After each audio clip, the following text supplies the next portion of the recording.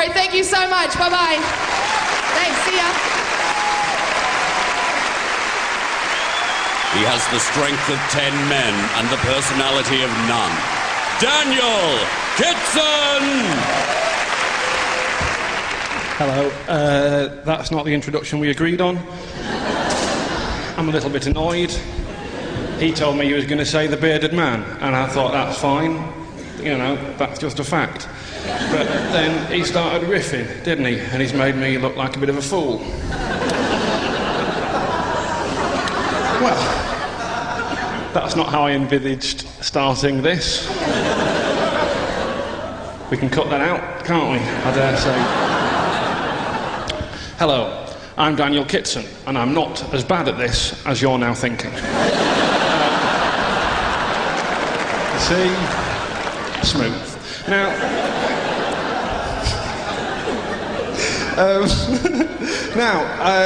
I was once asked by an interviewer what I found funny, and I said, well, the thing that I think's funniest in the world is pigeons.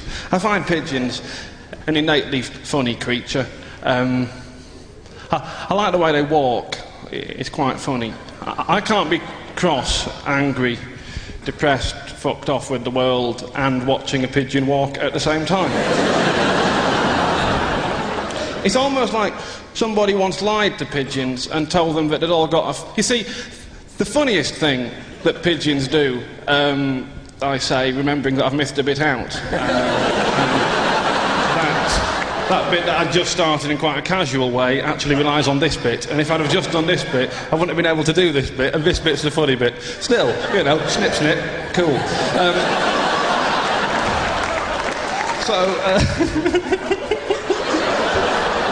You don't know me.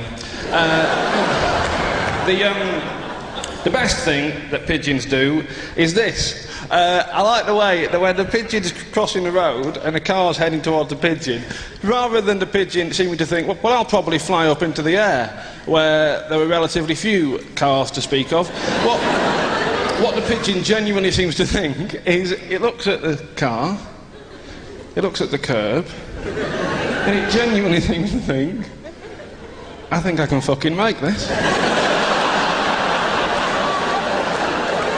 It's almost like... This is the bit that I was going to do before. It wouldn't have worked. Watch it work now. It's almost... Isn't structure a beautiful thing to analyse? It's almost like someone's lied to pigeons and told pigeons that they've all got a finite number of wing flaps. You see? That wouldn't have worked if I hadn't done that first bit. As it is, it's storming this place, isn't it? And I don't want to waste any wing flaps on a journey that could actually be walked, you know. Well, if God had meant us to fly all the time, he wouldn't have given us these small, cumbersome, ill-designed feet, they would say. So, I saw a beautiful thing happen once involving a pigeon, and I'll tell you about it. I was on a train platform, right, really crowded, packed in, everyone, like, rammed in, and, you know, sort of no room to think or breathe or look or listen. You could probably do all those things, but you couldn't move, right? And in front of a train platform were the train tracks, right? Fairly standard formation. Probably didn't need to tell you that, particularly when we press for time. Not many train track manufacturers have gone the maverick route of popping them behind the platform. You know, platform full of dangerous maverick train boarders going, sounds like a train, take a fucking chance. Now, that looked improvised, didn't it? It wasn't. Now, I'll take your laughter and I'll throw it back in your face. Like an ambivalent deity. Rah. Now, that's what they'd look like. Now, so... Platform, train tracks, far side of the train tracks, short wall about that big from stage height, right?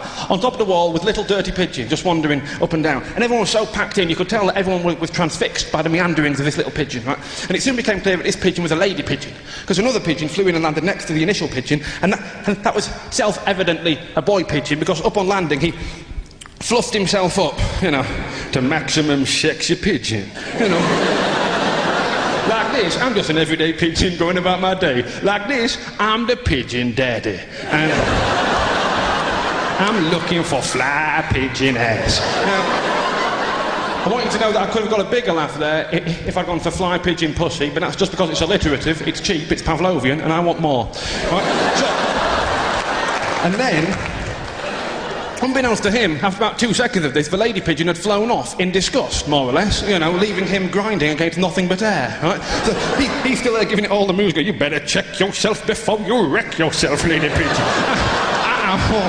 Funky pigeon daddy. And then, after about 30 seconds of him grinding against thin air, he became a bit perplexed why the lady pigeon wasn't responding. We knew why she wasn't responding, she wasn't there, it's fairly simple, you know.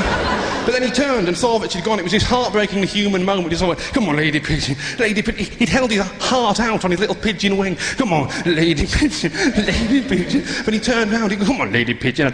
Lady pigeon. And then something wonderful happened. He turned and he saw the packed platform staring straight at him.